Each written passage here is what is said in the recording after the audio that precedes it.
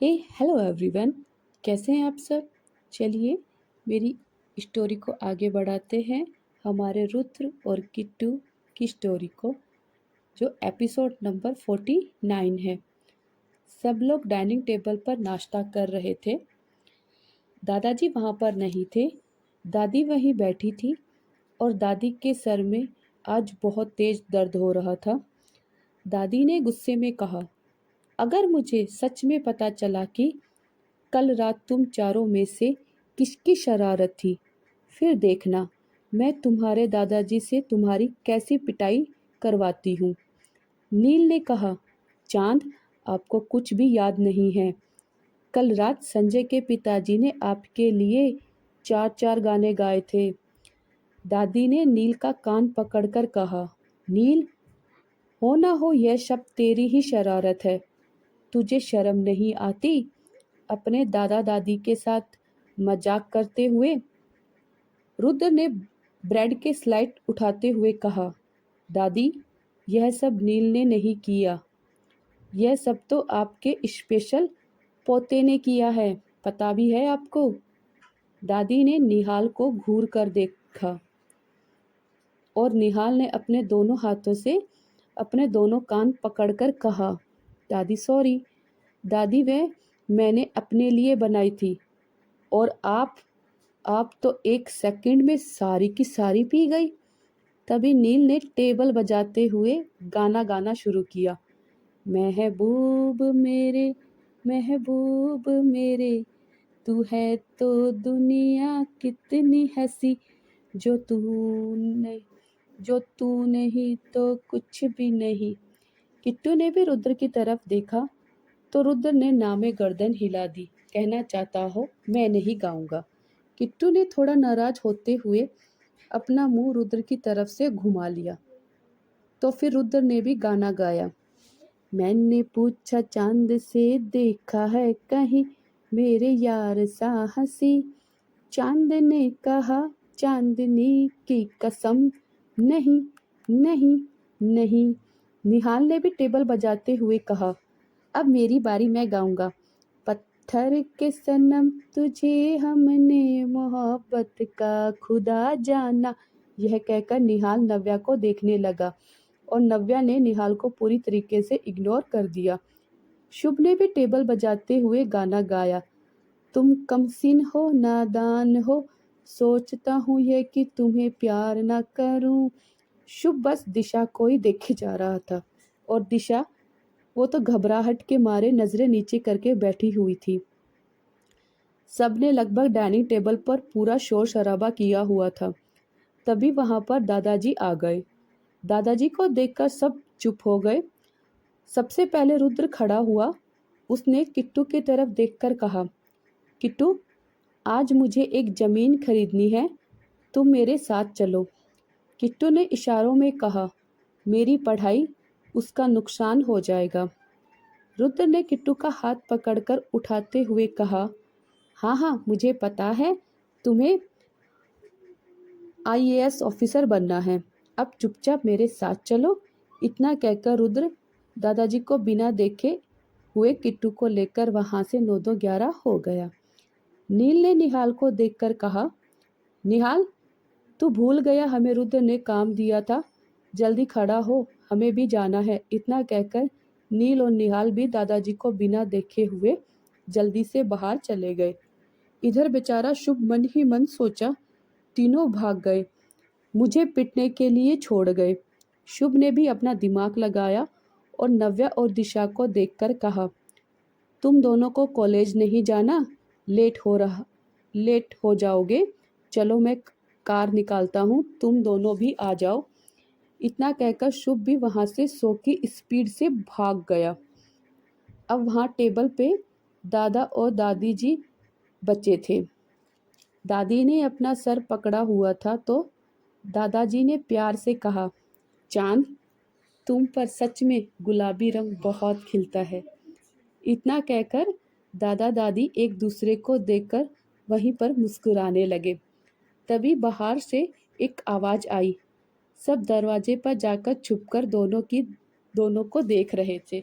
सबने एक साथ जोर से कहा, चांद तुम पर गुलाबी रंग खिलता है, इतना कहकर सब भाग गए और दादा दादी हंसने लगे। रुद्र ड्राइव कर रहा था और किट्टू उसके बराबर में बैठी थी। किट्टू को रुद्र पर गुस्सा आ रहा था क्योंकि रुद्र ने किट्टू को कॉलेज नहीं जाने दिया। रुद्र ने ड्राइव करते हुए कहा, किट्टू, मैंने बताया था ना, मुझे एक ज़मीन खरीदनी है। मुझे जैसे भी करके वह ज़मीन 500 करोड़ तक खरीदनी है। मुझे बस ऐसा महसूस हो रहा है कि तुम अगर मेरे साथ रहोगी तो मैं वह ज़मीन खरीद लूँगा। वहीं दूसरी तरफ नील निहाल अपने बाउंसर को लेकर उस रास्ते पर खड़े थे जहाँ से सोमनाथ की गाड़ी अपने काफिले के साथ जाने वाली थी, क्योंकि उस ज़मीन को नीलामी के लिए सोमनाथ भी जाने ही वाला था। इधर निहाल ने कहा, यार ऐसे कब तक खड़े रहेंगे? हमें क्या पता सोमनाथ अपने काफिले को लेकर कब आएगा। नील ने कहा, यार तू सही कह रहा है, एक काम करते हैं, रास्ते पर बहुत सारी कीलें बिछा देते हैं। अगर आएगा तो उसकी गाड़ी अपने आप ही पंचर हो जाएगी, अपने आप लेट हो जाएगा। मैं और तू वह सामने वाले रेस्टोरेंट में बैठकर मज़े से खाना खाते हैं। निहाल ने कहा, बिल्कुल ठीक है कहा तूने, चल ऐसा ही करते हैं। नील और निहाल ने रास्ते में बहुत सारी कीलें बिछा दी और खुद जाकर रेस्टोरेंट में खाना खाने लगे। लेकिन वह जहाँ बैठे थे वहाँ से वह रास्ता पूरा एकदम से साफ दिखाई दे रहा था। थोड़ी देर में सोमनाथ के काफिले की तीनों गाड़ियाँ उस रास्ते से गुजर रही थी, लेकिन कील होने की वजह से दो गाड़ियों में पंचर हो गया। सोमनाथ गाड़ी से उतरा और उसने अपना पैर टायर पर मारते हुए कहा, यह सब क्या हो रहा है? मुझे आज नीलामी में जाना है, नहीं तो वह ज़मीन रुद्र खरीद लेगा। इधर नील और निहाल दोनों रेस्टोरेंट में बैठे हुए सोमनाथ को ही देख रहे थे। सोमनाथ के ड्राइवर ने कहा, सर, सबसे पीछे वाली गाड़ी में टायर पंचर नहीं हुआ है, आप उसमें चले जाइए। सोमनाथ ने सबसे पीछे वाली गाड़ी में बैठा और वहां से निकल गया। इधर निहाल सोमनाथ को देखकर आइसक्रीम का एक बाइट खाते हुए कहा, चल यार, काम पर लगते हैं। इतना कहकर दोनों रेस्टोरेंट से बाहर आ गए और अपनी अपनी गाड़ी में बैठकर दूसरे रास्ते से चले गए। लगभग सोमनाथ 10 किलोमीटर ही गया होगा कि सामने सड़क पर बहुत झगड़ा हो रहा था। वहाँ बहुत ज़्यादा भीड़ लगी हुई थी, लोग इकट्ठा हो रहे थे। सोमनाथ ने अपने ड्राइवर से उतरकर उस भीड़ को देखने को कहा, सब लोग हट जाइए, हमें जल्दी है, कहीं जाना है। ड्राइवर चिल्ला रहा था, लेकिन भीड़ ड्राइवर की बात सुन नहीं रही थी। फिर ड्राइवर सोमनाथ के पास आया और कहने लगा, सर, यहाँ कोई एक्सीडेंट हो गया है, उसकी वजह से भीड़ लगी रही है। सोमनाथ ने कहा, मेरा नीलामी में जाना बहुत ज़रूरी है, जल्दी कुछ करो। फिर ड्राइवर ने कहा, सर, मैं आपके लिए कैब बुक कर देता हूँ, आप इस भीड़ से निकलकर आगे चले जाइए। सोमनाथ ने हाँ में गर्दन हिलाई और भीड़ से निकलकर आगे चला गया। सोमनाथ जिस कार में बैठा था उसमें ड्राइव वीरू था। नील ने वीरू को मैसेज कर कर कह दिया, जितना राजस्थान घुमाना है इसे घुमा देना, लेकिन नीलामी तक मत लेकर आना। वहीं हमारे दूसरी तरफ जमीन की नीलामी हो रही थी। रुद्र और किट्टू भी एक गोल सी टेबल पर बैठे हुए थे। जमीन की नीलामी लगभग 100 करोड़ से शुरू हुई थी। सोमनाथ अब तक नीलामी में नहीं पहुंचा था। उसके बेस पर अशोक चौहान बोली लगा रहा था। अशोक चौहान ने 150 करोड़ की बोली लगाई। रुद्र बोली लगाने वाला था, लेकिन किट्टू ने उसका हाथ पकड़ लिया। रुद्र और किट्टू के बीच आंखों ही आंखों में कुछ बातें हुई और रुद्र ने एक मीठी मुस्कान किट्टू को पास कर दी। 150 करोड़ की नीलामी के बाद किसी तीसरे इंसान ने 200 करोड़ की बोली लगाई। अशोक चौहान ने फिर 220 करोड़ की बोली लगाई, लेकिन जमीन से 100 करोड़ की थी। अशोक चौहान ने 120 करोड़ फालतू लगाए थे ताकि वह रुद्र जमीन ना खरीद ले। अब कोई और बोली नहीं लगा रहा था। तभी रुद्र ने किट्टू के कहने पर 250 करोड़ की बोली लगाई। 250 करोड़ सुनकर इधर अशोक चौहान तो हैरान ही हो गया, क्योंकि इस जमीन की एक्चुअली में कीमत ही 100 करोड़ थी और अब फाइनली वह जमीन रुद्र ने खरीद ली थी। वहीं दूसरी तरफ शुभ ड्राइव कर रहा था। नव्या शुभ के बराबर में आगे बैठी हुई थी और दिशा पीछे बैठी हुई थी। शुभ ड्राइव करता और फर्स्ट मिरर में दिशा को देखता था। दिशा ने आज वाइट कलर का अनारकली सूट पहना हुआ था और उस पर जयपुरी दुपट्टा लिया हुआ था। शुभ की नज़र दिशा से हट ही नहीं रही थी। शुभ ने मन ही मन खुद से कहा, यार यह लड़की वाइट क्यों पहनती है? इसका वाइट पहनना बंद करवाना पड़ेगा, वरना यह मुझे पागल कर कर छोड़ेगी। थोड़ी ही देर में नव्या का फोन रिंग हुआ। नव्या ने फोन पर कुछ बातें की और फिर शुभ को देखकर कहा, शुभ मुझे यहीं ड्रॉप कर दे, मुझे अपनी फ्रेंड के साथ एक एग्जीबिशन में जाना है।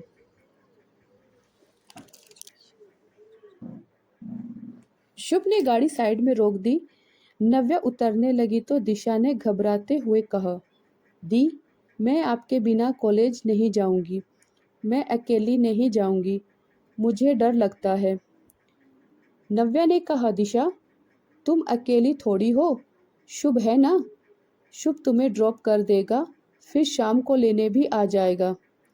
दिशा ने कहा, नहीं दी, मुझे शुभ जी से भी बहुत डर लगता है, प्लीज़ दी मुझे शुभ जी के साथ अकेला छोड़कर मत जाइए, यह मुझे फिर से रास्ते में छोड़ देंगे। शुभ ने हैरानी से पीछे मुड़कर दिशा को देखा तो दिशा की आंखें इस वक्त नम हो चुकी थी। शुभ ने थोड़ा सख्ती में कहा, यार तुम्हारी प्रॉब्लम क्या है? तुम्हें मैं पागल नजर आता हूँ जो हर बार तुम्हारे साथ ऐसा करूँगा? मैं तुम्हें कहीं नहीं छोड़ने वाला, समझ लेना तुम। शुभ ने नव्या को देखा और कहा, तुम जाओ, मैं इसे कॉलेज ड्रॉप कर दूंगा। और नव्या वहां से दिशा को समझाकर चली गई। शुभ ने दिशा को आगे बैठने के लिए कहा, लेकिन दिशा ने गर्दन झुकाकर नामे गर्दन हिला दी। शुभ ने फिर कहा, प्लीज दिशा आगे आकर बैठो। दिशा अभी भी नामे गर्दन हिला रही थी। शुभ ने अब सख्ती से कहा, ठीक है, तुमने मेरा लैपटॉप तोड़ा है ना, मुझे उसके पैसे दे दो, फिर जो मन आए वह करना। शुभ की बात बात पर दिशा को लैपटॉप की धमकी देने लगता था और ना चाहते हुए भी दिशा बेचारी शुभ की हर बात मानती थी। दिशा वहां चुपचाप आगे आकर बैठ गई। शुभ ने ड्राइव करते हुए कहा, देखो दिशा, मैंने जो पहले किया मैं उसके लिए माफ़ी चाहता हूँ। इसका मतलब यह नहीं है कि मैं हर बार तुम्हारे साथ वही सब करूँगा। अच्छा चलो, हम नई शुरुआत करते हैं। मैं और तुम कहीं लंच पर चलते हैं। आज तुम भी कॉलेज मत जाना। पर दिशा थोड़ा घबराते हुए हिम्मत करते हुए कहा, नहीं, मुझे तो कॉलेज ही जाना है।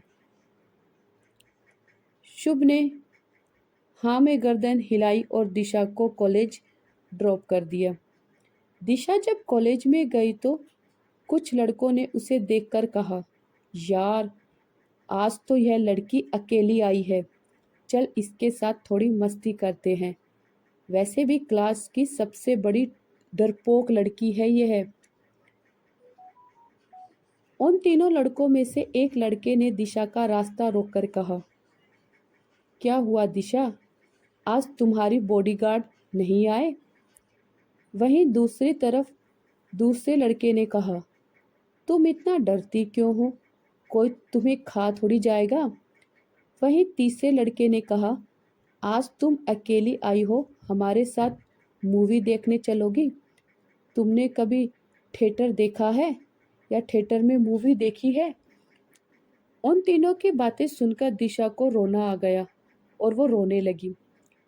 दिशा ने मुंह से डर के मारे आवाज नहीं निकल रही थी और वह चुपचाप सहमी हुई खड़ी थी और बस रोए जा रही थी। एक लड़के ने कहा, यह तुम्हारी ड्रेस कहाँ से सिलेक्ट करती हो, बहुत प्यारी लग रही हो। और ये तुम्हारा दुपट्टा कितना अच्छा है, दुपट्टा छूकर देख लूं? इतना कहकर वो लड़का दिशा के दुपट्टे को हाथ लगाने लगा, लेकिन वो दुपट्टे दिशा का दुपट्टा छू पाता उससे पहले ही शुभ ने उसका हाथ पकड़ लिया। शुभ ने उस लड़के का हाथ मरोड़ कर कहा, दुपट्टा ओढ़ने का इतना ही शौक है तो मैं उड़ा देता हूँ तुझे दुपट्टा। सीनियर की फ्रेंड से पंगा? तुम तीनों भूल गए, नव्या मेरी बहन है और यह मेरी फ्रेंड और किट्टू मेरी भाभी। अगर इन तीनों को कुछ भी हुआ तो तुम्हें दौड़ा दौड़ा कर मारूंगा, समझे तुम तीनों? वह तीनों शुभ को देखकर थोड़ा डर गए और चुपचाप एक दूसरे को देखने लगे। शुभ ने अपनी बाजू फोल्ड करते हुए कहा, जल्दी बताओ, पिटकर मानोगे या मान कर पिटोगे? उन तीनों ने एक साथ शुभ के पैर पकड़कर कहा, सर सर सर, हम मान गए, हम समझ गए, हम इन तीनों लड़कियों से अब दूर रहेंगे।